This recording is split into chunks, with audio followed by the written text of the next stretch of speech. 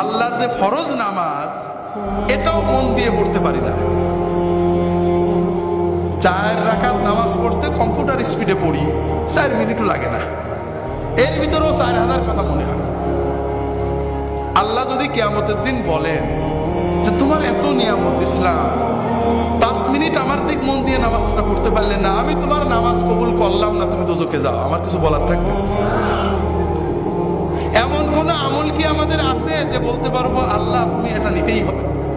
আমার দাড়ি, আমার টুপি, আমার নামাজ, আমার রোজা, আমার হজ, আমার যাকাত, আমরা কি কনফার্ম যেটা আল্লাহ কবুল করবে?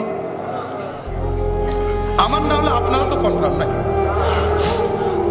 তো এই যদি আমাদের অবস্থা হয়, তাহলে কোন সাহসে আমরা অন্য মুসলমানের চিন্তা করি?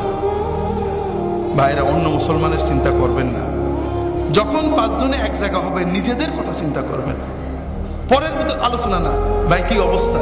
আরে ভাই বলো না, নামাজটা ঠিক করে পড়তাম, মন বসে না, দোয়া করো। ছেলে মেয়েগুলো ভালো করে পালন করতে পারছেন, দোয়া করো। নিজেদের ঈমান আমল নিয়ে চিন্তা করবেন, পরের না। ভাইরা, আমরা পরের আলোচনা কেন করি? কারণ কবরে গেলে সর্বপ্রথম মুনকার নাকির আমাদের প্রশ্ন করবে যে তোর প্রতিবেশী জামাত ইসলামের দাড়ি ছোট ছিল কা, তোর পড়শি তবলিগের লোকজন কেন বাইরে গেছিল, তোর প্রতিবেশী অমুক পিসেব কেন খারাপ ছিল, ঠিক না? এই প্রশ্ন করবে। হাজরিন, নিজের কবরের চিন্তা করেন, নিজের হাসরের চিন্তা করেন। নিজে যতটুক করতে পেরেছি, যদি মনে করেন ভালো আমল করছি, তাহলে আল্লাহর কাছে দোয়া করেন।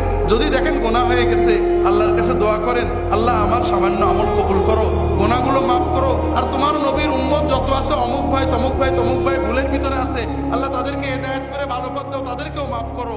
এইভাবে দোয়া করলে আমাদের লস আছে ভাই।